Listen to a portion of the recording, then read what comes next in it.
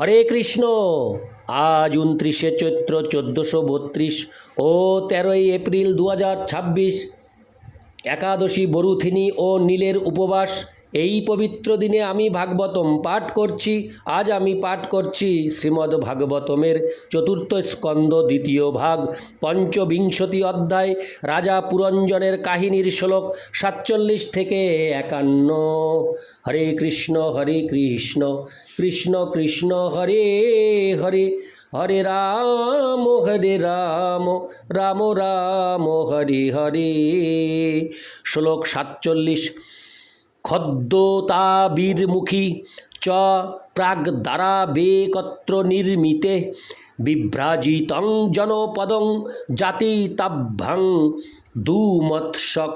অনুবাদ: খদ্যোতা ও আবির্মুখী নামক দুটি দ্বার পূর্ব দিকে স্থিত ছিল, কিন্তু তারা এক স্থানেই নির্মিত ছিল।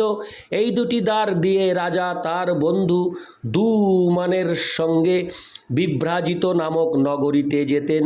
তাৎপর্য: খদ্যোতা এবং আবির্মুখী নাম দুটির অর্থ যথাক্রমে জোনাকি ও মশাল। তা ইঙ্গিত করে যে দুটি চোখের মধ্যে বাম চোখটির দর্শনের ক্ষমতা কম।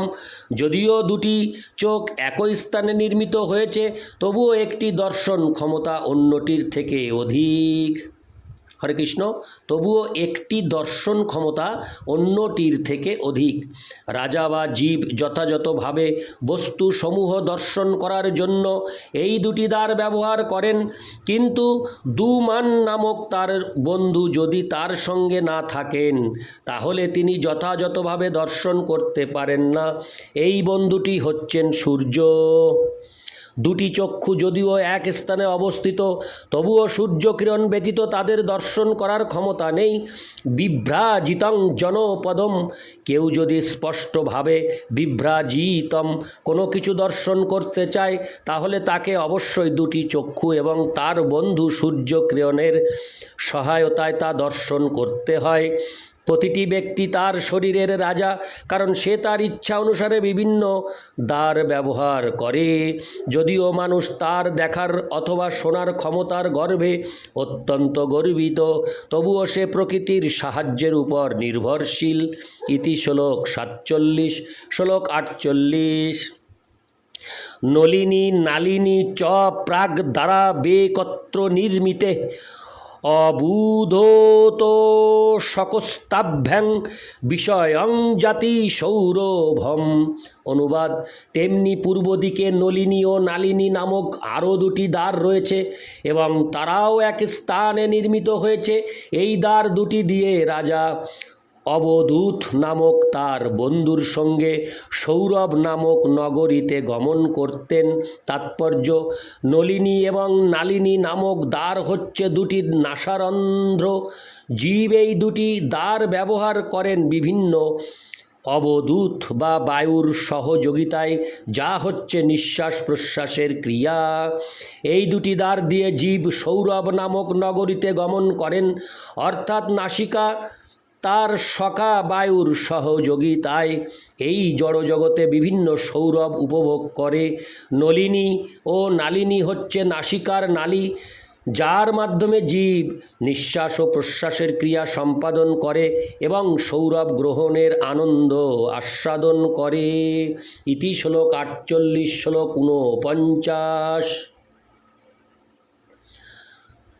মুখ্যানাম পুরস্তাদ দাস্তয়াপন বহুদনৌ বিষয়ৌ জাতি পুরো রাড্র সজ্ঞ বিপনান্বিত। অনুবাদ: পূর্ব দিকে অবস্থিত পশ্চিম দ্বারটির নাম মুখ্যা, অর্থাৎ প্রধান।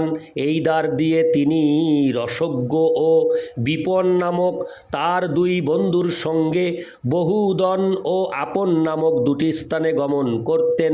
তাৎপর্য: এখানে মুখকে মুখ্যা বা সবচাইতে গুরুত্বপূর্ণ দ্বার বলে বর্ণনা করা হয়েছে। মুখ একটি অত্যন্ত গুরুত্বপূর্ণ দ্বার, কারণ মুখের দ্বারা দুটি কার্য সম্পন্ন হয়। প্রথমটি হচ্ছে আহার এবং অন্যটি হচ্ছে বাণী। আহার কার্য সম্পাদিত হয় রসজ্ঞ বা জিহু বা রূপ বন্ধুর দ্বারা, যা বিভিন্ন প্রকার খাদ্যের স্বাদ গ্রহণ করতে পারে।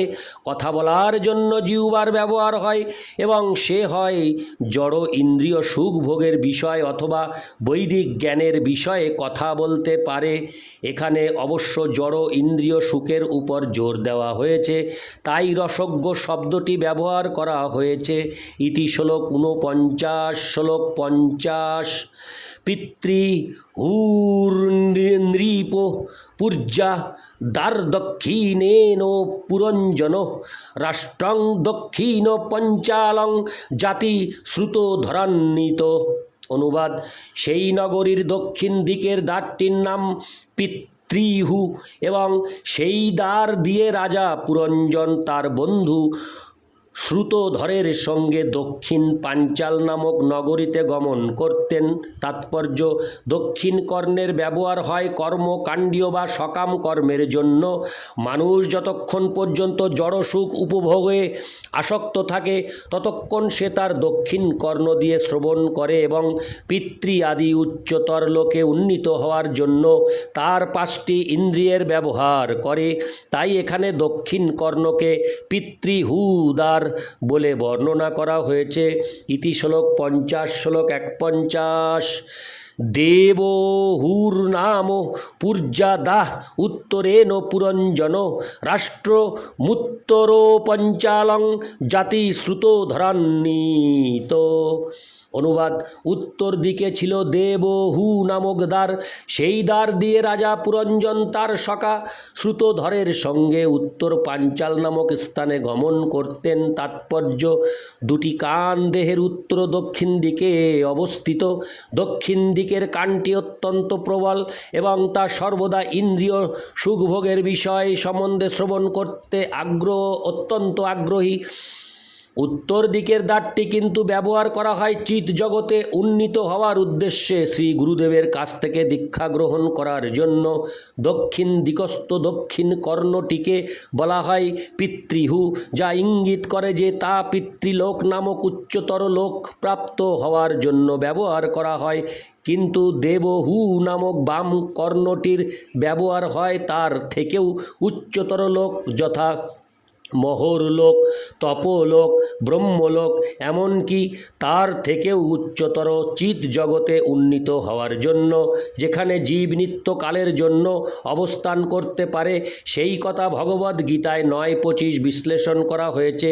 জান্তি দেবব্রতা দেবান পিতৃন জান্তি পিতৃব্রতা ভূতানি জান্তি ভূতেজ্জা জান্তি মদ যাজিন হপিমাম।